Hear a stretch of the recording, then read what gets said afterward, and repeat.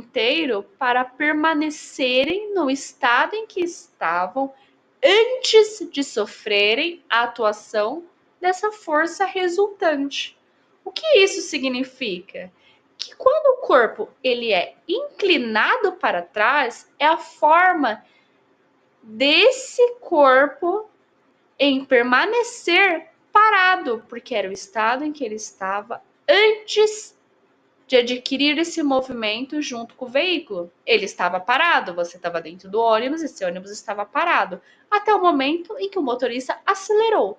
Ele acelerou, o ônibus adquiriu essa quantidade de movimento, porque uma força que tem um número diferente de zero, então uma força que foi capaz de gerar essa alteração no estado desse veículo, atuou nesse sistema.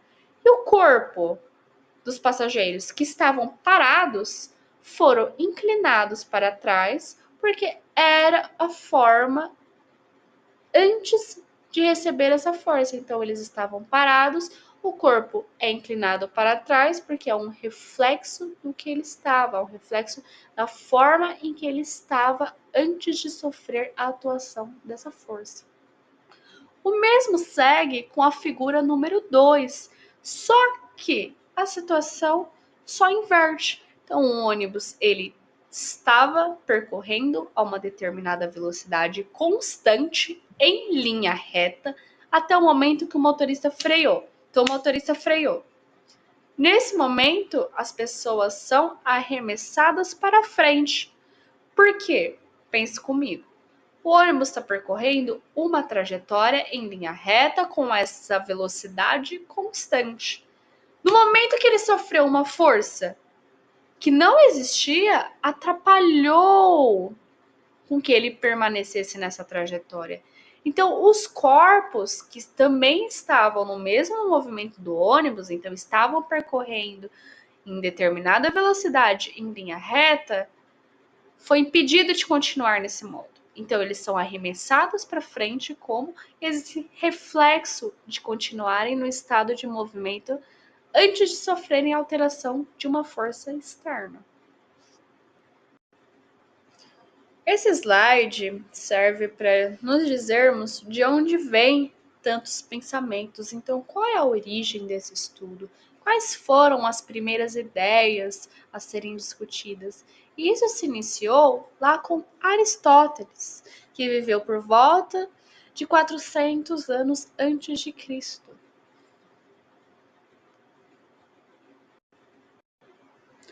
Mas então, o que foi que Aristóteles pensou? Como deu a origem nessas análises? A letra A, sobre o repouso. Se o corpo está em repouso e nenhuma força atua sobre ele, esse objeto permanecerá em repouso. Essa afirmação é muito parecida com a definição da primeira lei de Newton, que nós vimos no primeiro slide. Mas o que tem de diferente? Newton estabelece que precisa ser uma força resultante diferente de zero. Então, se esse corpo não tiver a atuação dessa força resultante, ele permanecerá nesse estado. Então, a divergência entre Aristóteles e Newton é a concepção da força resultante, que fica um pouco esquecida nesses estudos de Aristóteles, tanto na afirmação A quanto na afirmação B. Então, um corpo em movimento só continua em movimento enquanto uma força atuar sobre ele. Mas será que isso é de fato verdade? Analisem comigo. Imaginem agora um campo de futebol. E nesse campo de futebol você tem uma bola parada. Até o momento em que uma criança chuta essa bola. No momento em que essa força resultante diferente de zero, então o chute da criança exerceu esse trabalho sobre a bola, a força da criança cessou. Então o trabalho executado pela criança foi cessado no momento em que ele finalizou o chute. Esse objeto também finalizou a trajetória dele no mesmo momento e intervalo de tempo em que a criança finalizou esse chute? Não, porque esse movimento ele não dura apenas enquanto essa força atuar sobre ele. Porque esse período de tempo, esse intervalo de tempo, pode se prosseguir por mais alguns minutos ou segundos. Não necessariamente ela cessa no mesmo instante que a força atuante.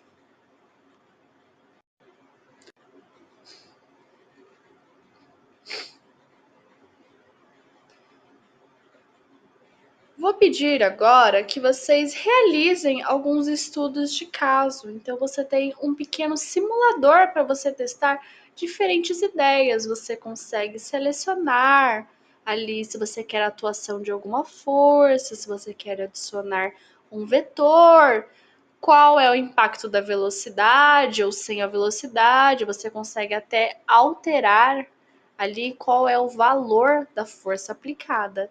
Então ele acaba sendo um simulador, um joguinho, para a gente testar tudo isso que foi dito. Então o slide ele propõe para vocês ali em mais ou menos 10 minutos que vocês exerçam essa situação, que vocês consigam aplicar ela em diferentes formas para ficar um pouco mais visual para todos vocês. Então, vou pedir só que ao fim da aula vocês separem esse tempo para investigarem um pouco esse simulador. E eu vou prosseguir com algumas questões básicas sobre ele. Então, questão número 1, ele fala: uma vez atingida a velocidade de 40 metros por segundo, a caixa, seu movimento, como você pode observar. Então, a afirmação de Aristóteles de um corpo em movimento só continua em movimento enquanto uma força atuar sobre ele pode ser concluída como verdadeira ou falsa.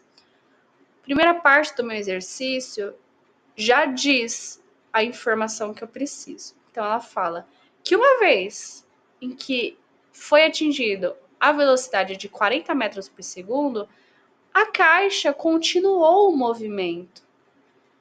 A mesma situação da bola de futebol que eu acabei de usar para vocês. Então não quer dizer que no momento em que uma força é cessada, que esse objeto vai parar instantaneamente. Então essa afirmação, ela não é verdadeira, ela é falsa.